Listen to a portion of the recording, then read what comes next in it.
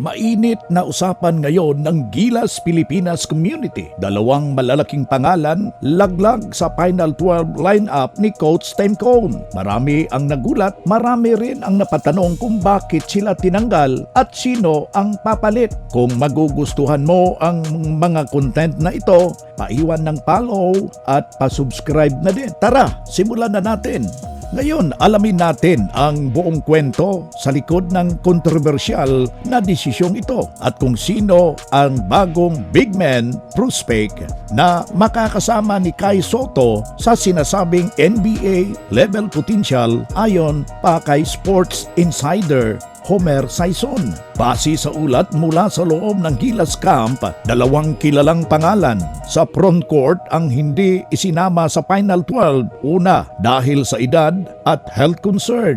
May ilan sa kanila na hindi kasing explosive tulad ng dati. Dalawa, dahil sa pagbabago ng sistema ni Coach Tim Cone. Gusto ni Cone na mas bata, mas mabilis, mas athletic sa lineup at dahil dito kahit ang matagal ng bahagi ng Gilas ay kilalang magbibigay daan para sa bagong talento na galing sa college gate rank sa international exposure. Ang isa pa sa mga dahilan ng pagkakatanggal ng ilang players ay ang kawalan ng kontrata sa kanilang club team sa abroad.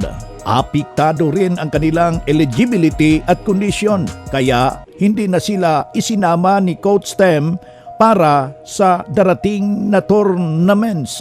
Pero kung may aalis, siyempre may papalit at ito ang pinakaabangang bahagi, ang pagpasok na isang bagong Gilas big man prospect na kilala sa ngayon bilang next big things sa Philippine basketball scheme. Ayon pa sa kilalang sports journalist na si Homer Sison, ang batang ito ay posible maging next NBA caliber Filipino player dahil sa tangkad, mobility at IQ sa loob ng court.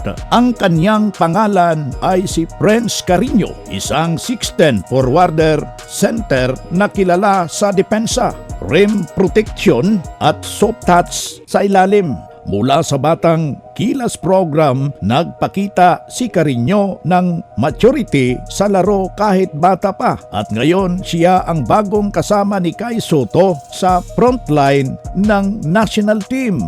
Isipin mo ito, Kai Sotto, Prince Carreño sa iisang lineup. Dalawang matatangkad na athletic na pariho na may skill set at pang-modern basketball ay kilala sa kanyang footwork at shooting range.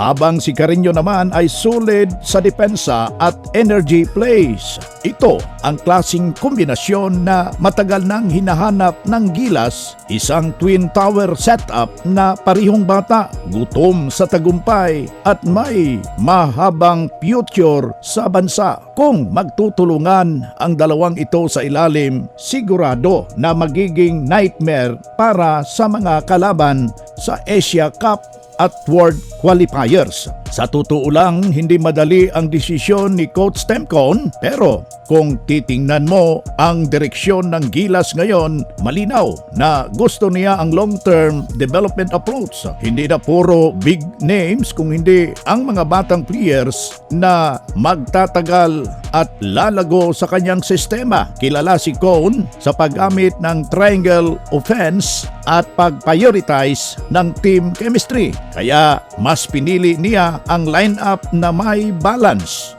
Veterans for leadership and youth bloods for energy and future potential. At kung totoo nga makakapasok sa radar ng NBA scout si Prince Carreño, posible na masundan niya ang yapak ni Kai Sotto. Isang panibagong pag-asa para sa batang Pinoy Hoppers na ang pangarap makarating sa international stage.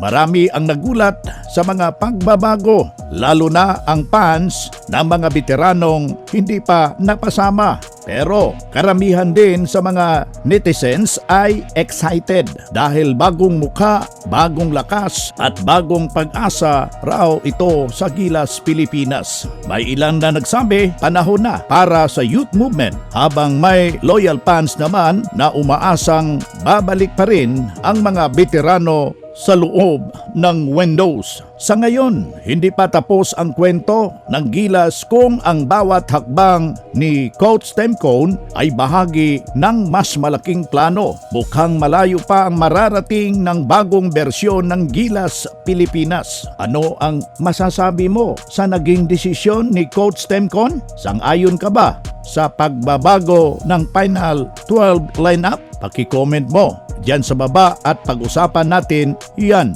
Huwag kalimutan, i-like, i-share, i-subscribe para lagi kang updated sa mga Gilas Pilipinas at basketball news.